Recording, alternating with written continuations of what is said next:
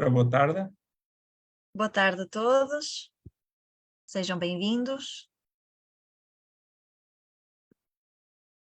Tarde. Boa tarde.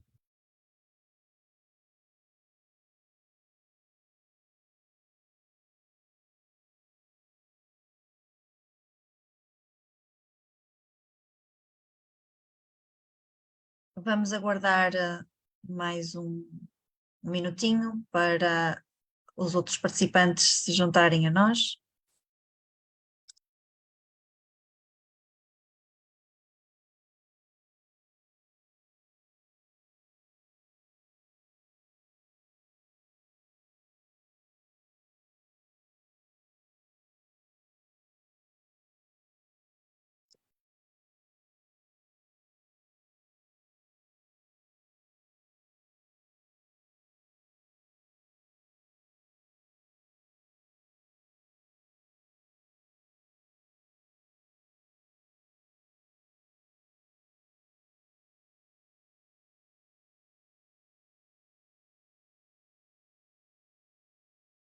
Ora então, mais uma vez, muito boa tarde, bem-vindos a esta nova edição do ciclo de webinars. Hoje iremos... Peço desculpa. Estava eu a dizer que hoje iremos então conhecer o projeto geotérmico das Termas Romanas de Chaves, e para isso temos a Marina Paiva, da TAR, que nos vai apresentar então este projeto. E eu passava a apresentá-la.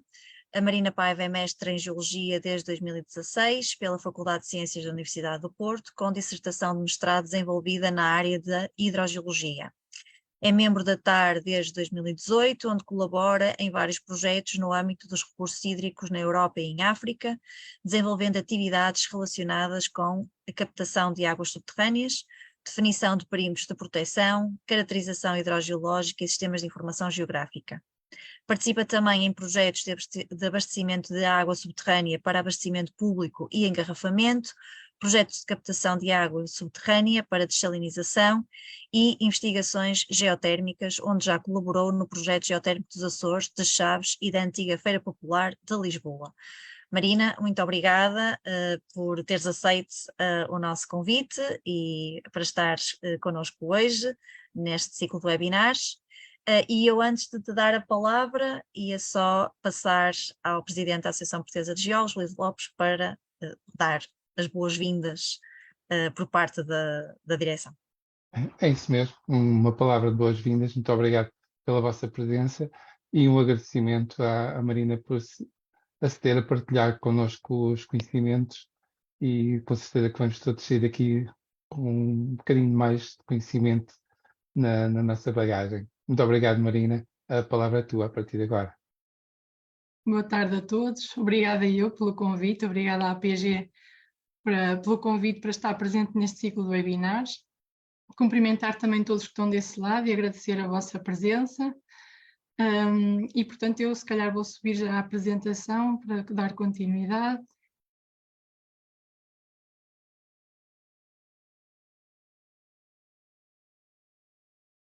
Portanto, creio que já esteja a ser partilhado com todos.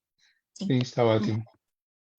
Pronto, então esta apresentação que vos trago de facto enquadra-se neste ano proclamado como Ano da Água pela APG, mas numa vertente, digamos assim, energética, não é? Porque, como devem ter ideia, em Chaves temos as águas mais quentes de Portugal continental, com temperaturas de cerca de 76 graus, e portanto o que o município de Chaves faz, e muito bem, não é? Tendo em conta que Chaves se situa no norte de Portugal e os invernos são rigorosos, com águas com esta temperatura, o município o que faz é aproveitar essa temperatura das águas para aquecimento.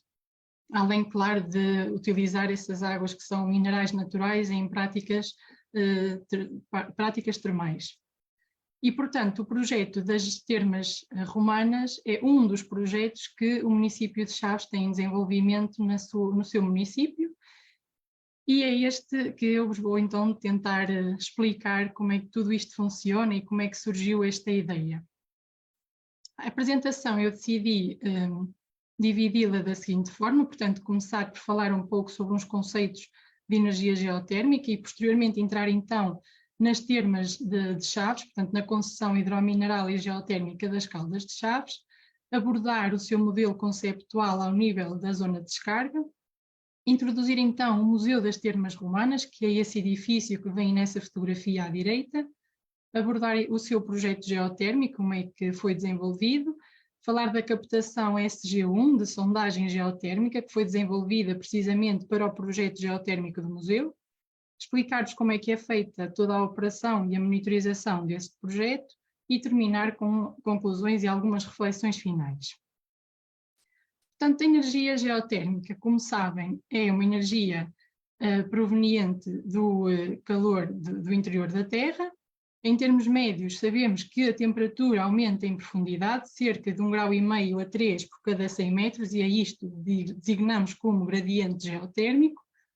E, como sabemos, a nossa crosta terrestre é heterogénea e, portanto, vão existir zonas onde esse gradiente poderá ser superior ou inferior.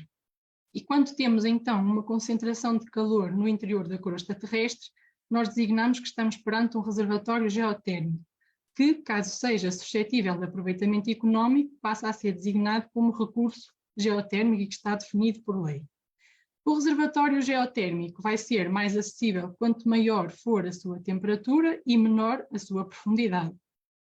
E em termos de diferenciação, ou seja, os reservatórios podem ser diferenciados em função da sua temperatura, em reservatórios de alta entalpia, quando a temperatura desses fluidos é superior a 150 graus, em reservatórios de média entalpia, quando a temperatura dos fluidos está situada entre os 100 e os 150 graus, ou de baixa entalpia entre os 30 e os 100 graus. Abaixo dos 30 graus, esse fluido já não é considerado como um reservatório geotérmico, apesar da sua temperatura ser possível ainda de ser aproveitada, recorrendo a novas tecnologias, nomeadamente as bombas de calor, e, portanto, designamos isso como muito baixa entalpia. Em Portugal continental, nós consideramos que a atividade tectónica é relativamente baixa, portanto, não vai ser expectável que ocorram reservatórios geotérmicos de alta entalpia, como acontece, por exemplo, nos Açores, mas, contudo, existem à superfície nascentes de água em que a sua temperatura é mais elevada do que a temperatura média das águas superficiais e são então designadas como ocorrências geotérmicas. As ocorrências geotérmicas estão relacionadas, na sua maioria, aos acidentes tectónicos, sendo predominantes na zona norte e centro do país, como podem ver aqui, portanto, na zona norte e centro do país, portanto, na zona centro-ibérica e na orla mesocenozoica ocidental, em que 63% destas ocorrências geotérmicas situam-se associadas a duas megaestruturas, portanto, a falha de Bragança-Vilariça-Manteigas e a falha de Verim-Régua-Penacova. Estas estruturas de direção norte-nordeste, sul-sudoeste, que, como podem ver, estão aí com muitas pintinhas, portanto, associadas a estas ocorrências geotérmicas.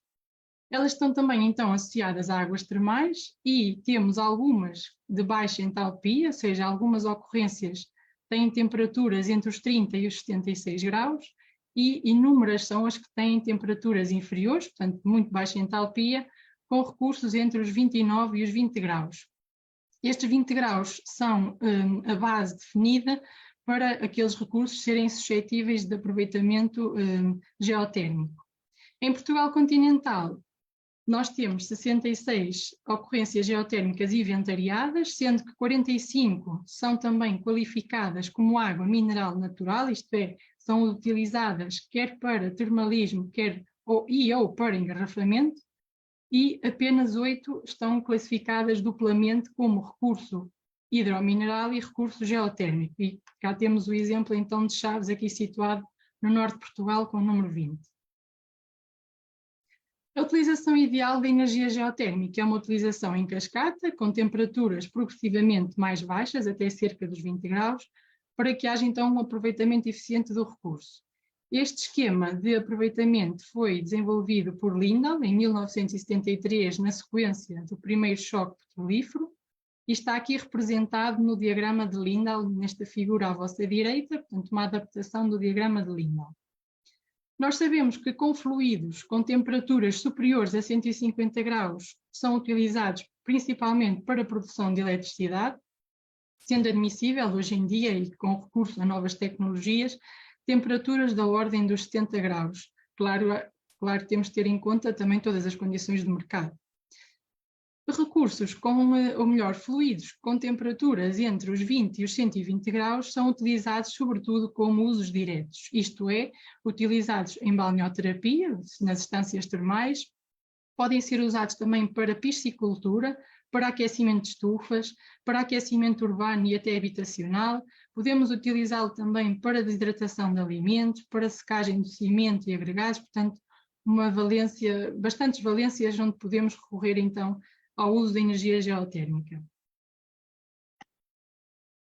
Nós podemos dividir também a geotermia, podemos encará-la em 3 vertentes: a geotermia clássica, a geotermia nova e a geotermia do futuro. O que é que isto significa? A geotermia clássica, aquela que está diretamente ligada ao calor da Terra presente nos fluidos e que pode ser então utilizada para a produção de eletricidade ou para usos diretos, isto é, para balneoterapia, aquecimento urbano e todos aqueles que eu referi há pouco. A geotermia nova diz respeito a uma geotermia superficial, ligada sobretudo às bombas de calor geotérmicas, ou seja, às Ground Source Heat Pumps, que basicamente vão aproveitar o potencial térmico do solo e do subsolo a pequenas profundidades, através de permutadores que são instalados no subsolo, ou também através da água dos aquíferos superficiais. Como sabemos, o solo mantém uma temperatura constante ao longo do tempo e, portanto, podemos usufruir dessa condição para termos então uma forma de geotermia. Esta é utilizada quer para a produção de ar quente, quer para a produção de ar frio. A geotermia do futuro engloba, sobretudo, uma geotermia profunda, ou seja, aqui estamos a falar de profundidades da ordem de 4 a 5 km, que recorrem então a sistemas geotérmicos estimulados ou avançados, pois em meios com elevada temperatura, mas com pequena permeabilidade, são estas as formas que teríamos e que até agora estão a ser desenvolvidas para a captura desse calor. Aqui também podemos incluir ainda os sistemas geotérmicos supercríticos, ou seja, aqueles que recorrem a fluidos hidrotermais supercríticos, quase como de acesso direto ao magma, e, portanto, esta geotermia do futuro pode ser utilizada quer para a produção de eletricidade, quer para usos diretos. Dentro destas vertentes, e no âmbito desta apresentação que vos trago, a que faz sentido falarmos é da geotermia clássica, que, em termos de produção de eletricidade, e deixo aqui a título de exemplo, as centrais geotérmicas dos Açores, temos 2 na Ilha de São Miguel e uma na Ilha Terceira, e relativamente então à geotermia clássica dos usos diretos, temos o grande exemplo da balneoterapia, e esta que conta com uma longa tradição em Portugal, né, e permanece como a utilização mais conhecida da energia geotérmica. E o que acontece é que, por exemplo, também em Chaves acontece, e noutras estâncias termais em que as temperaturas são muito elevadas, para que aconteça, para que haja o uso dessa água para as práticas termais, é necessário proceder ao arrefecimento dessa água. Esse arrefecimento vai ser realizado através de permutadores de calor e, portanto, esse calor desperdiçado, por assim dizer, pode ser então aproveitado para fazer sistemas de aquecimento, quer seja sistemas de aquecimento urbano ou habitacional, podemos utilizar também para a piscicultura, podemos utilizar para o aquecimento de estufas. E nada mais é então isto do que se passa em Chaves, que vou então agora passar a introduzir. A concessão de Chaves é uma concessão hidromineral e geotérmica, está então situada, como vos falei, aqui na zona norte de Portugal, na estrutura da falha Verim-Régua-Penacova, de direção nor-nordeste, sul-sudoeste. Aqui temos águas com temperaturas máximas de 77 graus, é uma água mineral natural utilizada para balneoterapia e é também recurso geotérmico desde 1982 e é de facto um caso paradigmático da utilização dos recursos geotérmicos em Portugal. O uso das águas termais em Chaves já remonta desde o período romano e vem desde aí a ser desenvolvido, mas de facto a geotermia iniciou em 1982 e não posso deixar de louvar aqui o professor Martins Carvalho nesta fotografia, que de facto foi então o pioneiro da geotermia em Portugal continental, nomeadamente aqui em Chaves, que com uma obra com a ideia de se aquecer a piscina municipal geotermicamente, fizeram-se então 2 furos, o furo AC1 e o furo AC2. O AC1 utilizado apenas então para geotermia, para o aquecimento dessa piscina municipal, e o AC2 quer para geotermia, quer para o uso também de balneoterapia no balneário termal para as práticas termais. Estes furos têm cerca, o AC1 tem 92 metros, tem um caudal de cerca de 10 litros por segundo, com temperaturas de 66 graus, o AC2 vai até profundidades de 155 metros, apresenta caudais de 5 litros por segundo e com temperaturas de 77 graus.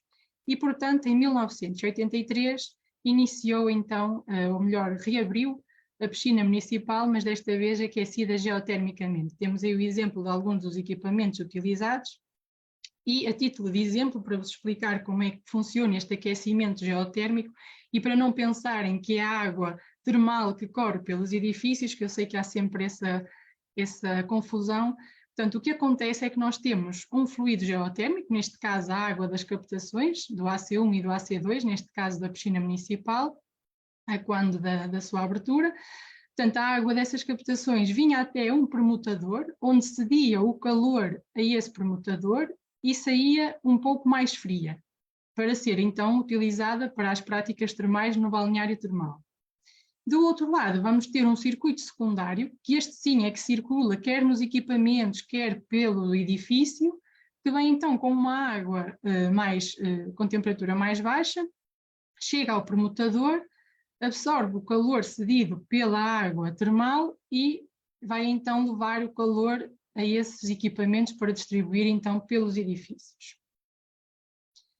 Em 2005, como a temperatura ainda era muito elevada e havia a possibilidade de se fazer então uma rede urbana de calor, foi isso mesmo que o município desenvolveu e, através desse arrefecimento da água para as práticas termais, conseguiram ainda também aquecer um hotel, este hotel aqui, o próprio balneário termal e ainda um hospital geriátrico, aqui através do furo do AC2 e do AC1 aqui no campo do Tabolado. Em 2014, para reforço dos caudais, foi realizado um terceiro furo, o CC3, utilizado tanto para geotermia como para balneoterapia, com uma profundidade de 208 metros, caudais da ordem dos 10 litros por segundo, com temperaturas até aos 77 graus, e essa magnitude é bem visível aqui nesta fotografia de cima, onde temos aí quando do ensaio de caudal, portanto, todo esse vapor de água disperso pela cidade. Imaginem vocês, em janeiro, com muito frio que se faz naquela cidade e aquela água assim quentinha ali na cidade. E, portanto, cá está então o furo CC3, realizado aqui também no campo do Tabolado. Em 2019, houve também a realização do furo SG1, este já para o Museu das Termas Romanas e que mais à frente eu irei abordar com mais detalhe. E em 2021 procedeu-se então à ampliação da rede urbana de calor, com cerca de 1,5 km de comprimento. Esta rede urbana já está instalada, está nesta fase de ligação aos utilizadores, vai aquecer e climatizar 20 edifícios públicos e teve um investimento da ordem de 1 milhão de euros, em que o tempo de retorno será de 4 anos, claro, financiada também pelo Fundo de Apoio à Inovação, porque sem financiamento estas coisas também não são tão baratas quanto isso e o município, ao querer aproveitar o máximo de temperatura possível, tem que recorrer a este tipo de financiamento para o poder realizar. De qualquer forma, um tempo de retorno de 4 anos é um bom tempo de retorno, também estamos a falar de temperaturas bastante elevadas. E, portanto, esta é a linha cronológica da geotermia e do que se tem feito de geotermia em Chaves. Tudo isto é permitido também devido à geologia, e passando então agora a descrever o modelo conceptual do aquífero na zona de descarga, o que nós sabemos é que estamos sobre uma bacia sedimentar, a bacia de Chaves, que é controlada então pela falha Verim-Régua-Penacova, de direção nor-nordeste-sul-sudoeste, e que, à escala local, temos também um controle tectónico dominante de direção nor-noroeste e nor-nordeste. Na zona de descarga deste campo geotérmico, a geologia dominante são filonetes de quartzo hidrotermal, associados a uma tectónica recente, e a rochas metasedimentares de face xistenta silúricas, que são basicamente quartzofilitos e filitos.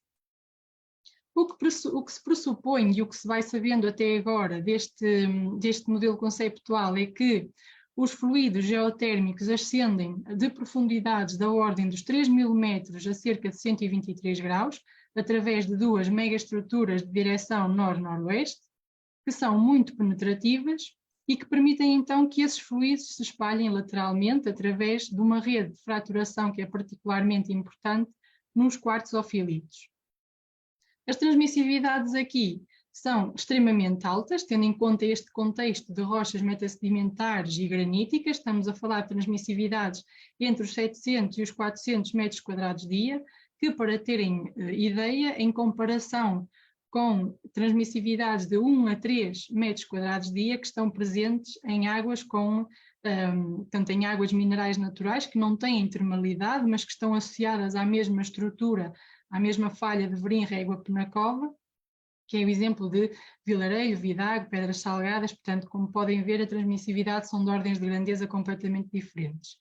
O nível piezométrico situa-se à cota 345, que, tendo em conta a cota do Jardim do Tabulado, onde estão presentes as captações, está apenas a 2 metros abaixo do solo. A sustentabilidade deste recurso está comprovada até caudais da ordem dos 15 litros por segundo. E, portanto, este é o que nós sabemos acerca da zona de descarga deste campo hidrotermal, que de facto é um campo muito restrito a nível geográfico e que ainda há muita pedra por partir, no sentido de entender como tudo isto é, portanto, como é que temos caudais tão elevados, transmissividades tão elevadas neste contexto. Passando então agora a introduzir o Museu das Termas Romanas. O Museu das Termas Romanas foi descoberto em 2006, a quando das escavações para a construção de um parque de estacionamento subterrâneo. Portanto, aqui no centro da cidade, havia a ideia de se criar então um parque de estacionamento subterrâneo e decidiu-se então proceder aos estudos para a realização desse parque. E foram então identificados vestígios que indicavam a presença de umas termas que eram da cidade romana de Aqua Flávia. Como sabem, Chaves tem uma importante presença, tem importantes vestígios da presença romana, de quais são exemplos a Ponte Trajano, que está aí representada nessa imagem e que se situa aqui nesta zona. E nós podemos ver neste mapa, estas bolinhas a vermelho são as emergências de água quente já referidas em 1882 por Rego Lima. Claro que, quando houve a ideia de se fazer o parque subterrâneo aqui nesta zona, se poderia ter tido em conta que provavelmente iria encontrar algo, mas pronto, nem sempre isso acontece, nem sempre se olha para os mapas muito antigos, e então daí a surpresa de quando as escavações de começarem a encontrarem então as tais termas. Estas termas que eram do tipo terapêutico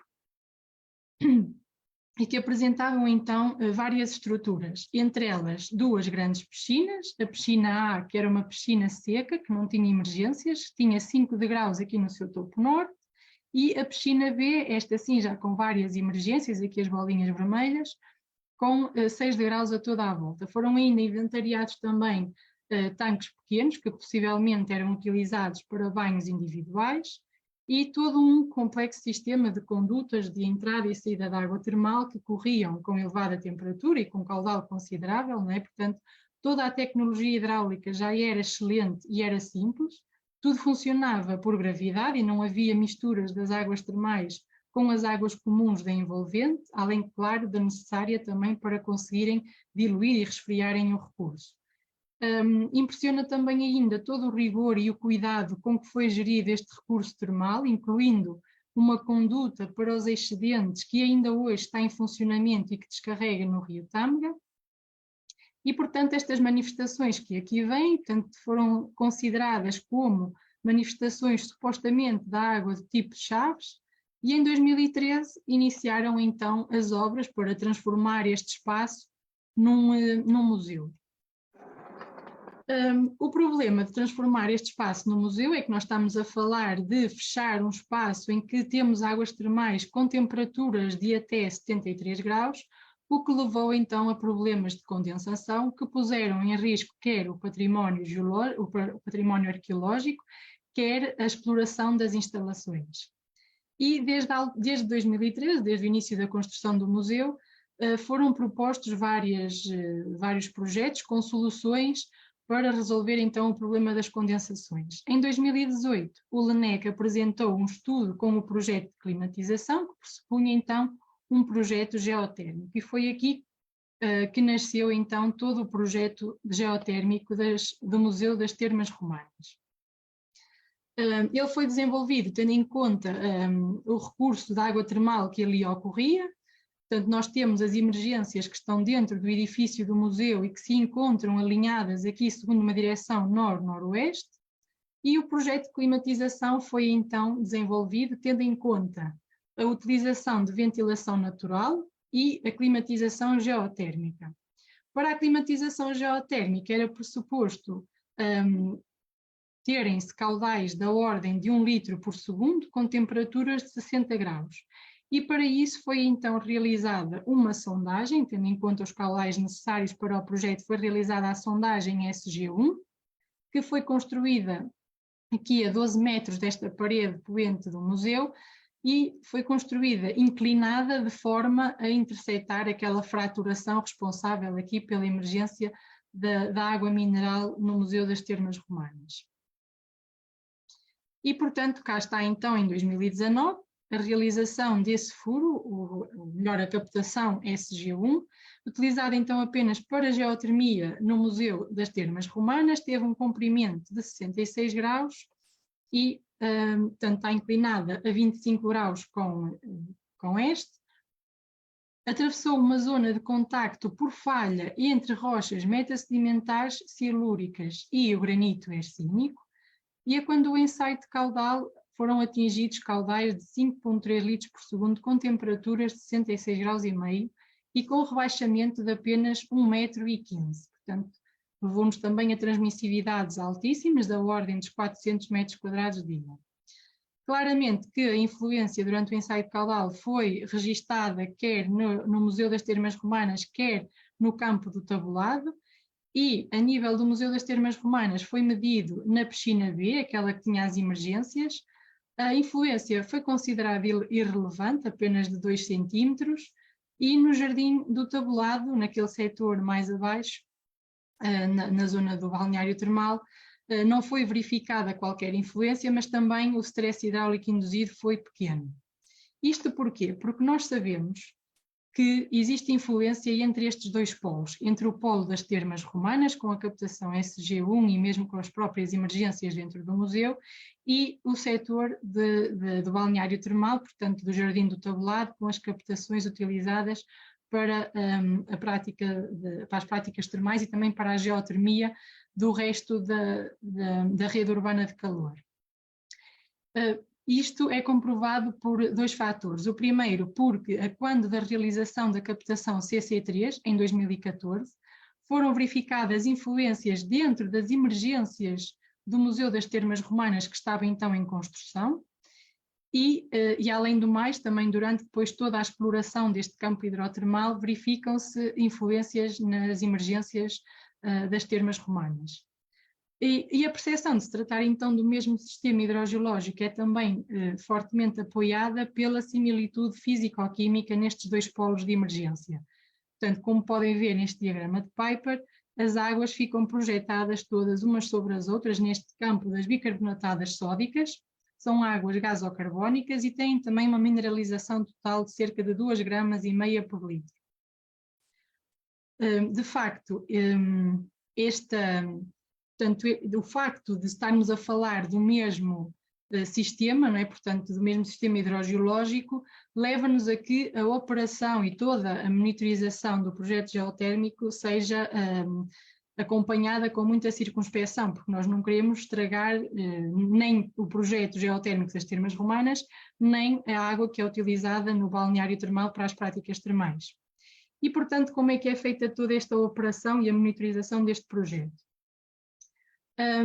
Como podem ver nesta figura, temos aqui então o Museu das Termas Romanas e aqui a captação SG1. Portanto, cá está a captação inserida numa caseta devidamente protegida, onde estão todos os equipamentos de comando e de controle e também uma torneira para toma de amostras. A captação está equipada com um data logger que armazena toda a informação hidrodinâmica e também da qualidade da água. A captação está também equipada com uma bomba submersível que tem um variador de frequência, que permite que a operação seja comandada num regime variável de acordo com a procura dentro do Museu das Termas Romanas, que por norma essa procura corresponde a cerca de 1 litro por segundo, sendo que temporariamente pode atingir picos de 2,1 litros por segundo.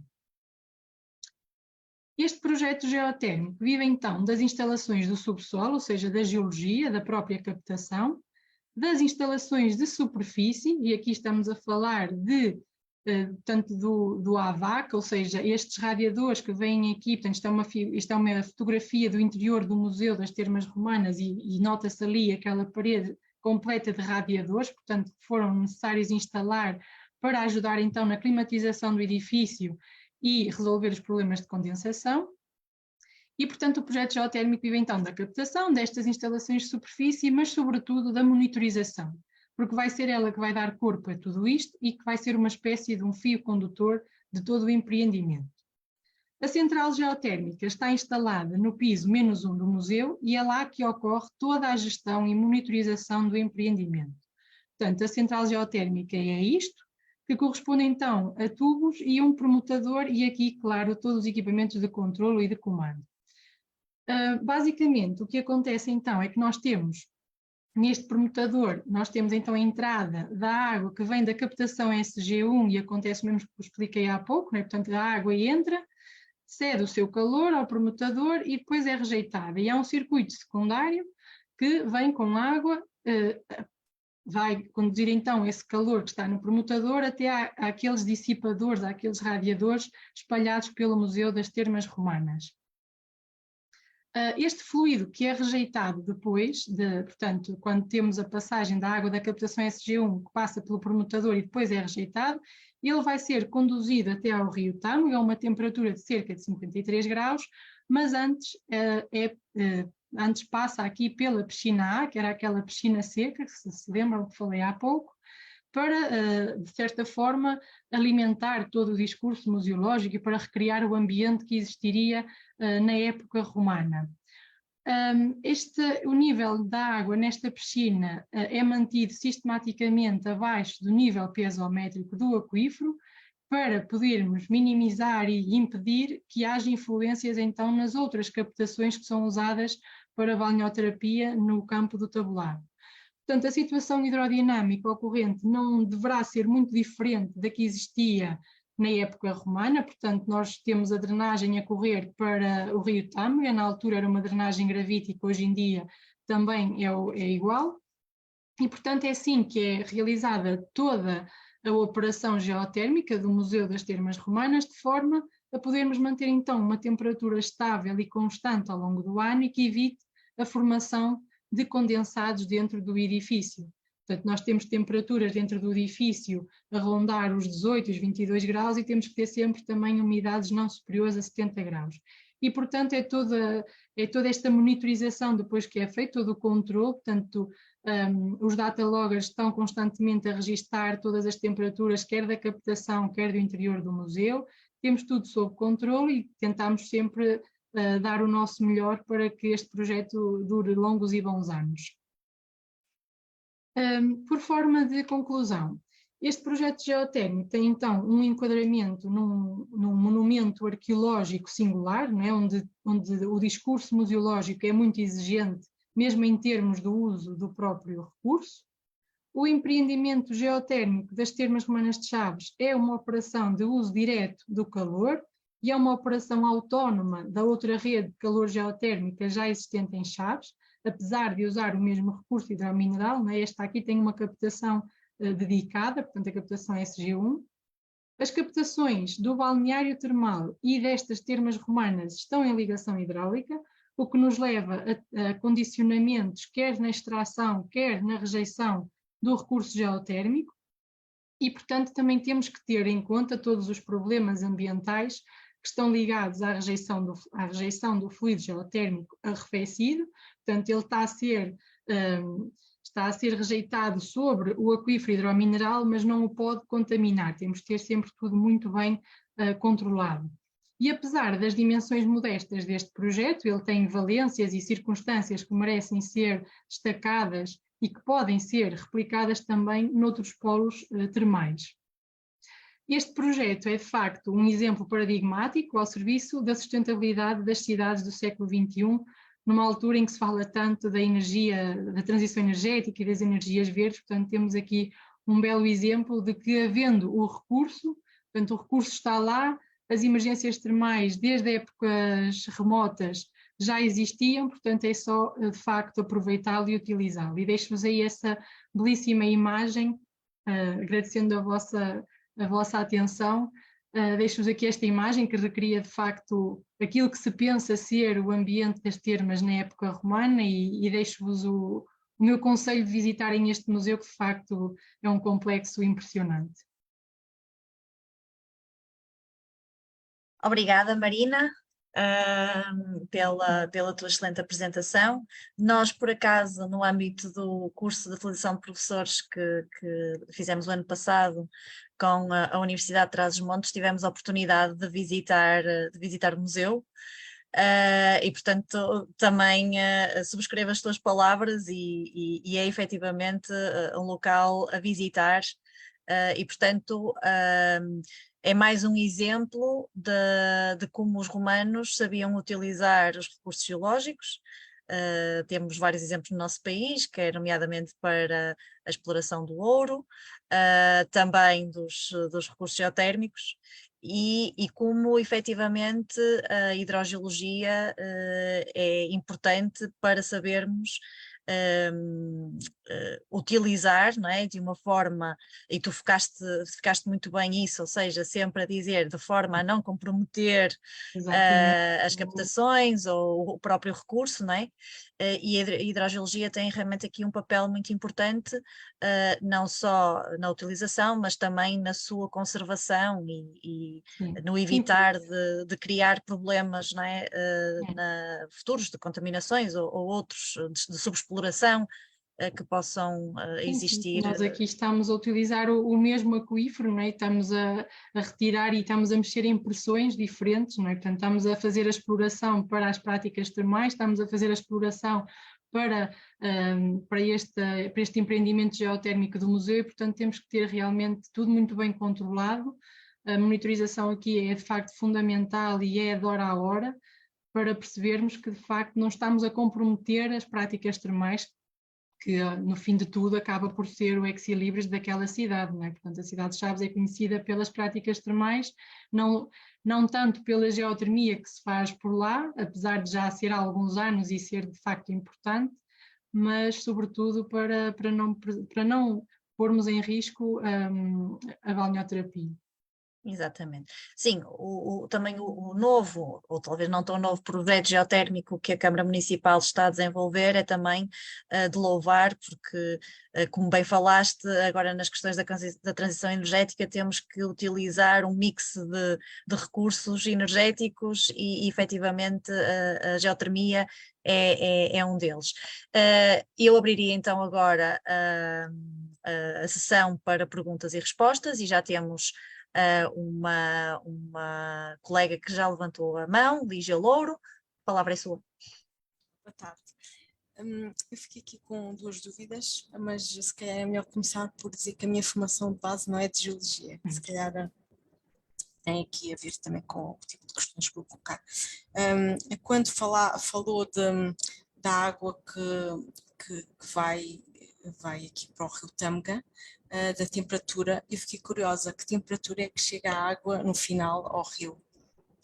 Sim, a água ao rio chega a cerca de 50 graus.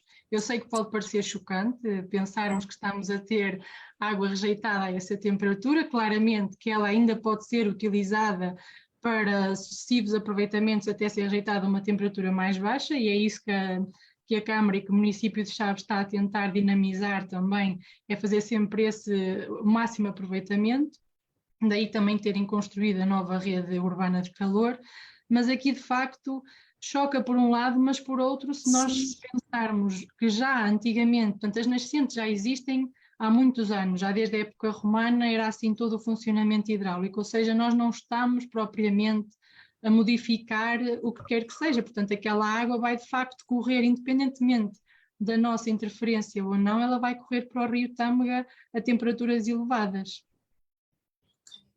Aqui cabe-nos a nós é arranjar de facto formas, e já existiram também algumas estufas que entretanto foram abandonadas, porque depois coloca-se sempre a questão da oferta e da procura, portanto já existiram umas estufas, portanto aquecimento para estufas com base na água termal, na altura ainda daquelas captações das iniciais, do AC1 e do AC2, mas de facto depois foram abandonadas porque os donos, né, quem ficou com essas estufas, não deu continuidade ao projeto.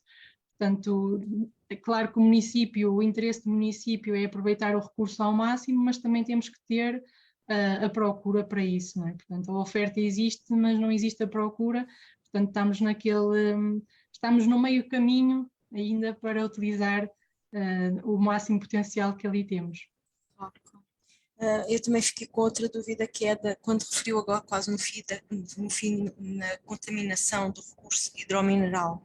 Esta contaminação é Sim, uma contaminação, estamos a falar, por exemplo, nós sabemos que o facto de passarmos a água por permutadores e por tubulação pode sempre apresentar alguma contaminação, ou seja, nós, para as práticas termais, são águas minerais naturais que são puras na origem, portanto não podem ter qualquer tipo de modificação, mas sabemos que após usar, após haver todo este envolvimento, pode haver alguma contaminação. E aqui a contaminação é sobretudo uma contaminação, ou melhor, nas termas romanas o que acontece, a contaminação é ao passar pela piscina A, não é, que está ali aberta ao público, portanto podemos ter aí uma contaminação vinda de outros lugares, apesar da piscina estar estanque, temos que ter sempre esse cuidado de fazer também, e fazemos, o município faz a monitorização bacteriológica e físico-química de toda essa água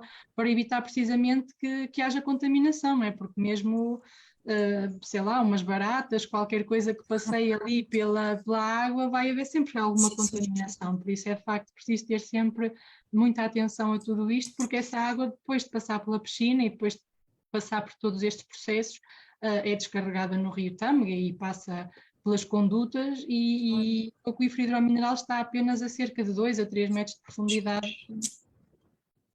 Obrigada. Obrigada. Daria agora então a palavra a José Dias, por favor. Boa tarde. Estão a ouvir? Estão a ouvir? Boa tarde. É o seguinte, por a apresentação feita, eu percebi-me, segundo eu entendi, e se entendi mal, é favor de dizer, que a composição geoquímica da água de Chaves e a de Pedras Salgadas e de água é a mesma, embora aflorem a temperaturas diferentes. Essa variação de temperatura, essa diferença de temperatura, deve-se à transmissibilidade térmica das rochas. Vem indicar transmissibilidade 400 metros quadrados. Pode-me explicar o que é que isso quer dizer, propriamente? Eu intuitivamente percebo 400 metros quadrados tem maior transmissibilidade do que 200 metros quadrados. Mas que unidade de medida é essa? O que é que isso quer dizer propriamente? Portanto, a transmissividade corresponde à capacidade que a formação geológica tem de nos fornecer a água, não é? Portanto, o recurso. A água ou a temperatura? A água, estamos a falar em termos de água. Portanto, a disponibilidade hídrica que temos, portanto, que a formação geológica nos fornece.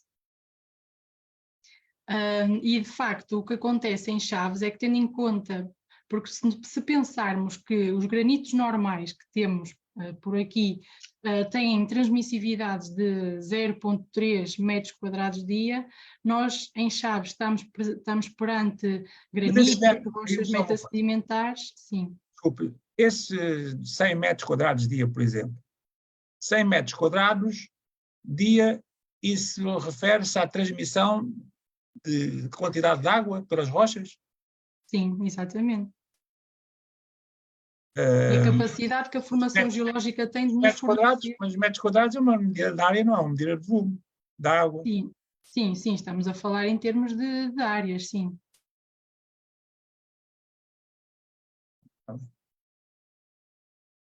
A transmissividade é uma unidade em que temos a condutividade hidráulica, ou seja, a capacidade também, ou seja, a condutividade hidráulica corresponde a uma grandeza que diz respeito à capacidade da água atravessar determinado meio, não é? Portanto, e é representada também pela espessura, ou seja, em determinada espessura, portanto, por cada metro quadrado nós conseguimos tirar aquela quantidade de água, ou seja, por cada metro quadrado por dia conseguimos ter ali,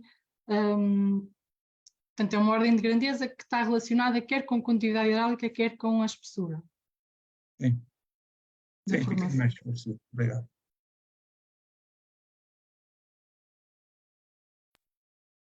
Obrigada. Mais alguém gostaria de colocar alguma questão?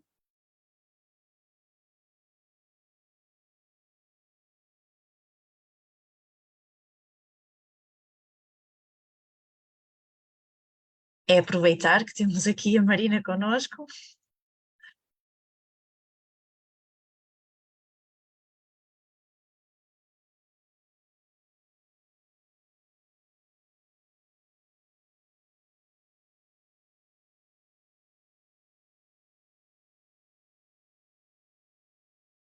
Bem, temos um silêncio confrangedor.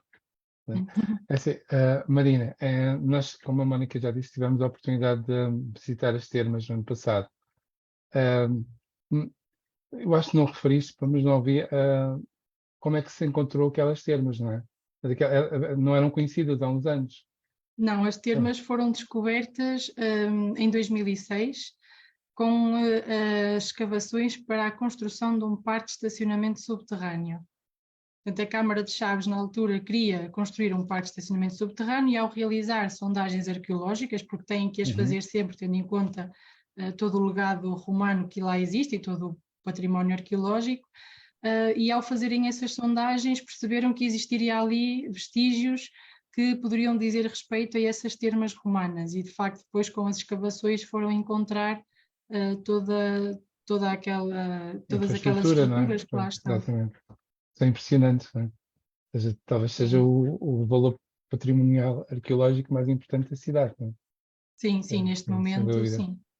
Até porque depois tinham também a muralha medieval construída por cima de tudo aquilo, portanto o que se supõe é que tenha acontecido um sismo que destruiu a abóbada que cobria as termas romanas e com esse sismo, portanto, por um lado é mau, não é? Mas por outro foi bom porque ajudou a preservar imediatamente todo aquele património.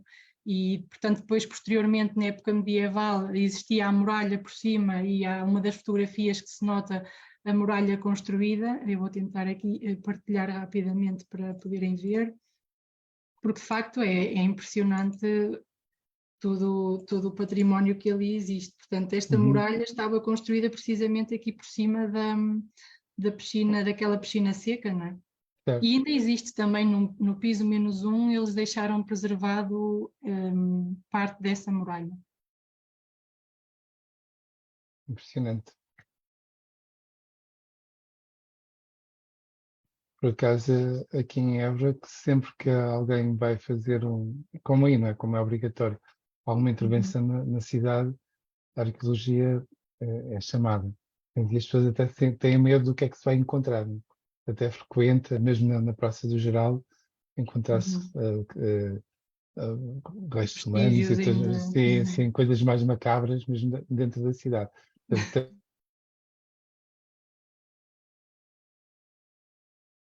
Ao recurso que é deitado fora a água, deitado fora, ou seja, devolvido ao ciclo. Parece-me que ainda é com uma temperatura muito elevada, não é?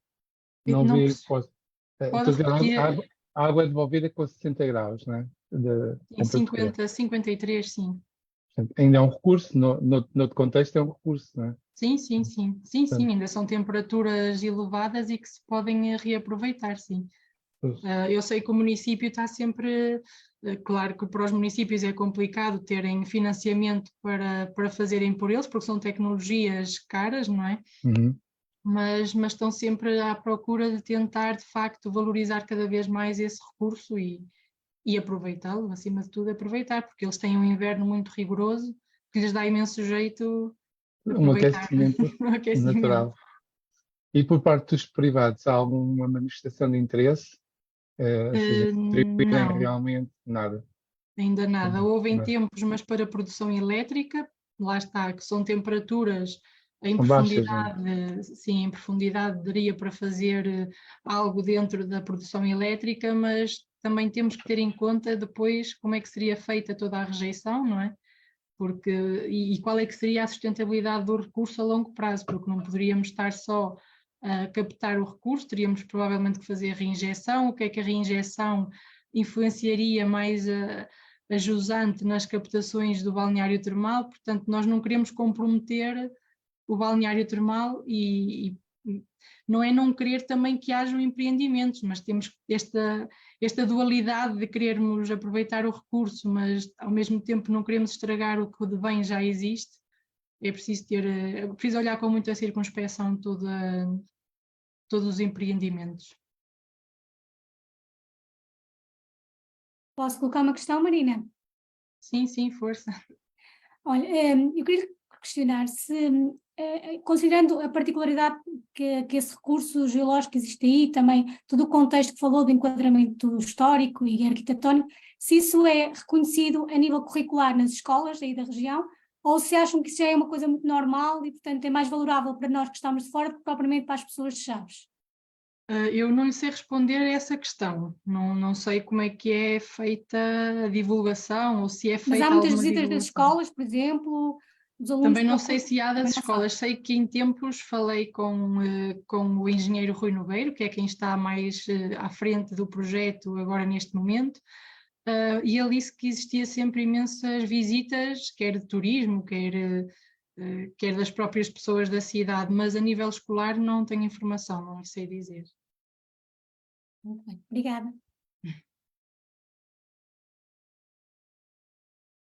Seria mais um recurso a aproveitar, não é? Exato. Sim, Sim, neste eu caso um acho que recurso educativo, não é? é uma Sim, é mais-valia uma mesmo. particularidade tão particular em Portugal, não é?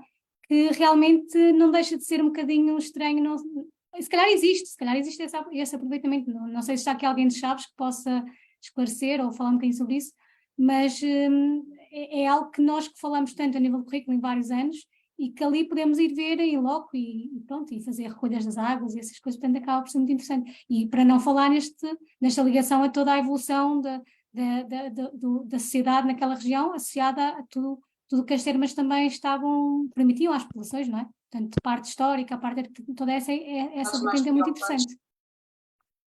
Sim, Sim, Mafalda. mesmo. Sim, eu também tenho uma pergunta a fazer. E tem a ver com a... Pode ser? Não sei se me estão a ouvir, estão? Sim. Sim, e tem a ver com a apresentação, Marina, que fez. E houve aí uma parte que eu não sei se percebi bem. Aí, quando falou do exemplo dos promotadores de calor, e mostrou como é que é feito o aquecimento e o arrefecimento, não é? Como é que a água geotérmica aquece a Sim. outra água.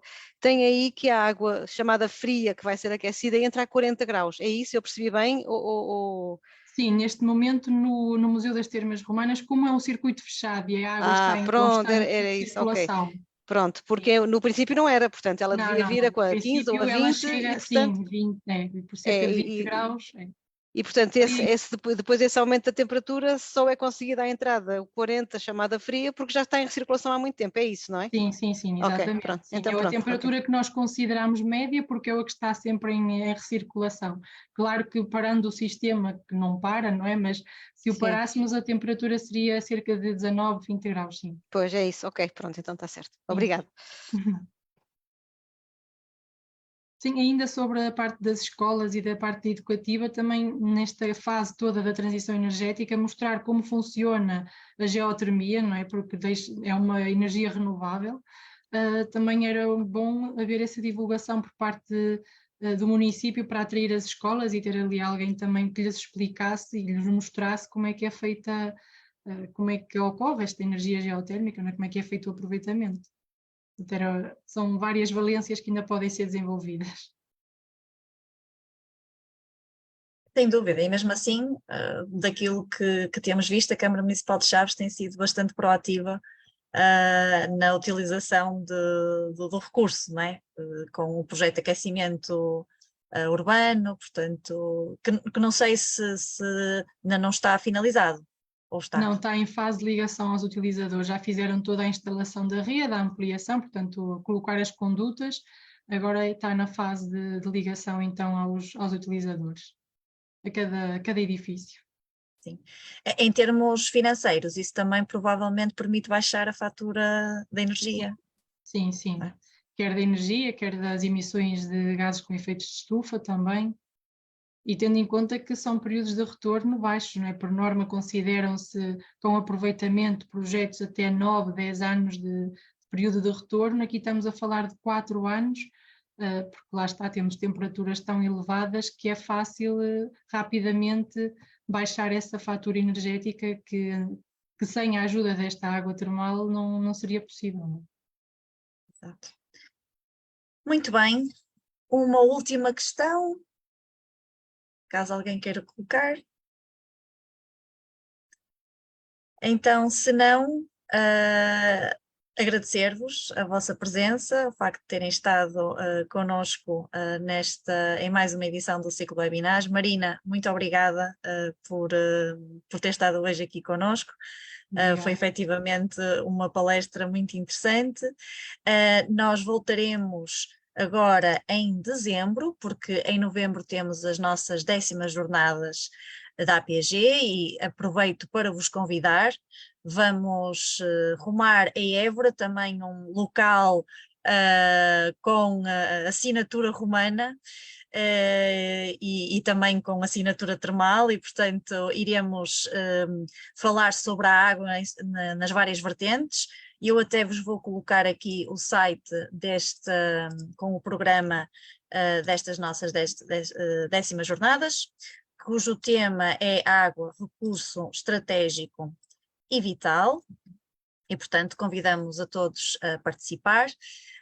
Temos também, para além da sessão de conferências que será no dia 10 de novembro, temos 3 saídas de campo, no dia 8, no dia 9, temos uma visita ao Lousal, a Mina de Aljustrel, depois iremos visitar algumas pedreiras.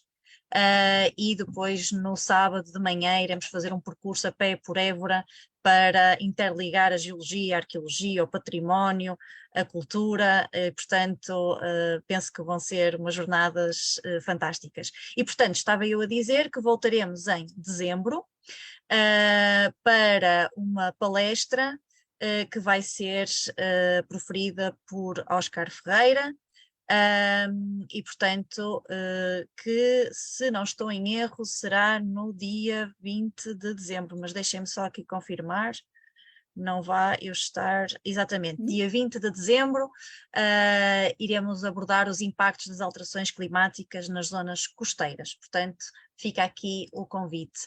E agora, para as palavras finais, Luís. Sim, acho que o essencial está dito. Muito obrigado, Mónica. E muito obrigado à Marina também. Este webinar vem na sequência dos anteriores, excelente como sempre.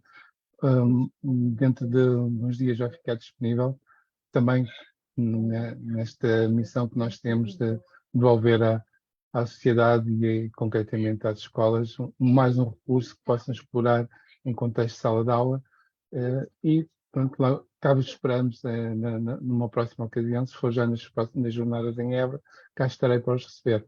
Muito obrigado e até à próxima. Obrigada, eu também. Até à próxima. Boa tarde, obrigada. Obrigado. Tchau, obrigada.